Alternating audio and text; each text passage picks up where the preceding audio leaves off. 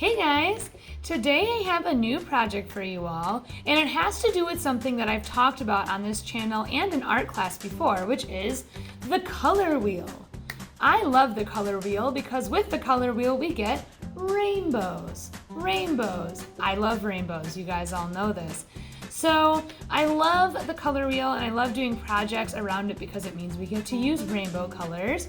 And in another video, I talk a lot more about the color wheel and I kind of explain the different color relationships and why the color wheel is important, so you can watch that if you choose to. And something that I just did with my students is I had them make my found object color wheel project that I made for a video back in spring. And I thought, what would be something kind of fun that we can do related to that, that's more of a drawing on the drawing side. And I thought it would be kind of cool if we made our own color wheels in a drawing, getting to use any objects you want. On this one, I did emojis. So you see I have my emojis all arranged in a circle and they're all different colors.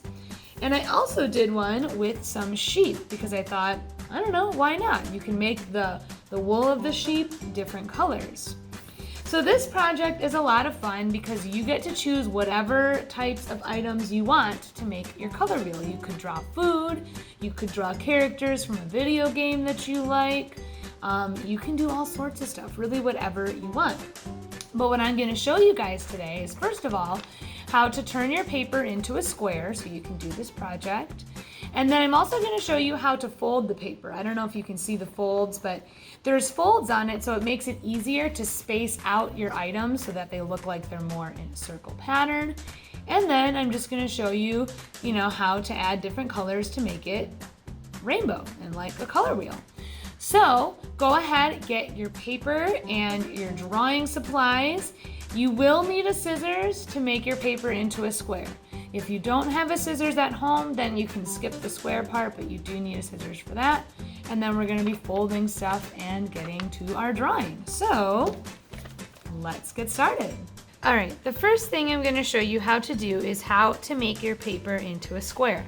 If you don't have a scissors, you can skip this step, but the project will be a lot easier if your paper is a square and both sides are the same length. So what you do to turn your paper into a square is you try to hold your paper down flat with one hand, kind of closer to the bottom, and then you're going to take one of the top corners and you're going to gently fold it over, keeping the one hand very still. This one stays still. Gently fold it over until this top matches up with the side. Take a minute to make sure that it's not like this or like that. You want this top side to match up with the long side. So I can see it matches up. If I very gently start to press it down, I can see that it's pretty much even all the way up. So once it's like that, where it's even all the way up the side, you can press the fold in. And then while this is folded, take your scissors and carefully cut this extra paper off.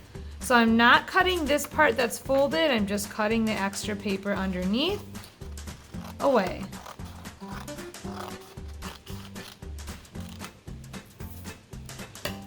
And now I have my paper and it's a square. This is a good technique for making origami too if you don't have square paper. Before I start showing you the drawing part, I want to also show you the folds. So as you can see in this one, I have folds that go in different directions, and these folds actually help to make it easier for your color wheel to look round and like a circle. The folds are easy. We already have one. To make the rest of them though, I'm gonna make sure I fold from corner to corner. If it doesn't match 100% perfect, it's okay. We just need it to be pretty close. So press that in.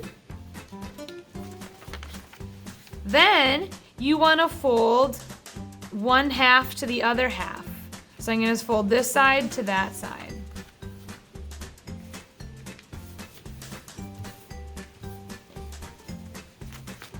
And one more.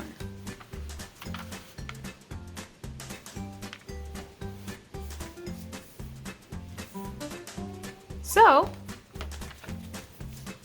now I have it folded, and you can see lines that are going through different parts of my paper, and there's like an even amount. You should have 1, 2, 3, 4 folds, but really it gives you 1, 2, 3, 4, 5, 6, 7, 8 spaces to draw your pictures. All right, so now I'm ready to start drawing my pictures on each line. Remember, there's going to be 8 of them, not just the 4 that we folded. We have 8 different sections to draw our pictures on. I try my best to make sure that the fold goes through the middle of each picture. I definitely recommend starting with pencil first. However, I'm going to use marker so it's easier to see. I think what I'm going to do is I'm going to draw a butterfly on this one. Well, a bunch of butterflies. So I'm going to do a different butterfly on the end of each fold. I thought butterflies would be fun because it's something that's not too tricky to draw, but you could really make each one different. You obviously can pick anything you want. With the emojis here, these are maybe a little bit more simple. Each of them is basically a circle with a different face, but they still look really cute. On this one with the sheep, I obviously took a little bit more time, and I made each one kind of doing a different pose or having a different face. So you guys just really choose something that you find interesting. It could even be as simple as drawing a different heart for each one. Maybe one heart could have like little devil horns, one could have like an arrow through it. All right, so I drew all 8 butterflies. Now the next part is coloring in our rainbow colors for our color wheel. But here's the thing. Red, orange, yellow, green, blue, purple. That's only 6 colors, and we have 8 butterflies. So you need to think about those in-between colors, how sometimes, you might have a yellowish green, or a yellowish orange, or a bluish purple, or pink. Pink is just light red, so it belongs in the red section. On this one, I have red and kind of like a maroon or burgundy color. So look at your crayons or colored pencils, and I promise you that you will have some of those in-between colors. I'm looking at my markers here. I want to grab first all of my basic regular rainbow colors. So there's my basic colors. And now I need to find 2 more that are sort of those in-between colors.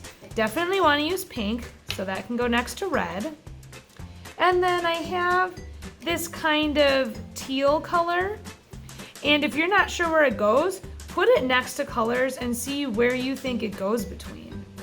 When I put it between purple and blue, it doesn't seem to make much sense to me. But if I put it between green and blue, look at that. It really looks like it goes from one to the next to the next.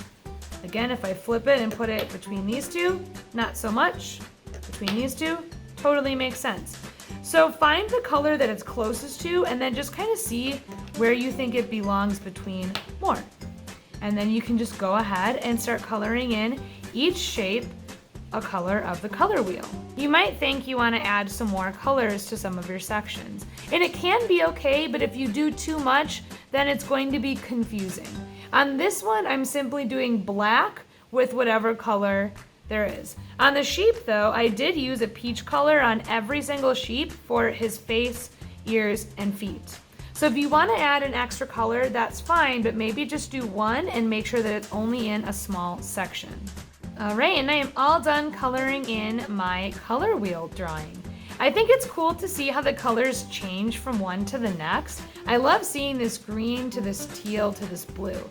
The in-between colors are fun because they kind of show you a little more how those colors shift and change. But just take your time coloring it in. If you forget what order the rainbow goes in, then look at these markers I've laid out. They show you pretty much exactly how to do it. But just have fun coloring it in, take your time, and adding little details if you want to your pictures. All right, guys, I hope you had fun making color wheels with me today.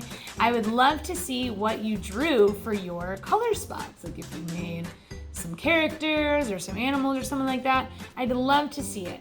But until next time, I hope you guys have a great rest of your day, and I hope you had fun drawing with me, and I'll have something new for you next video. Bye.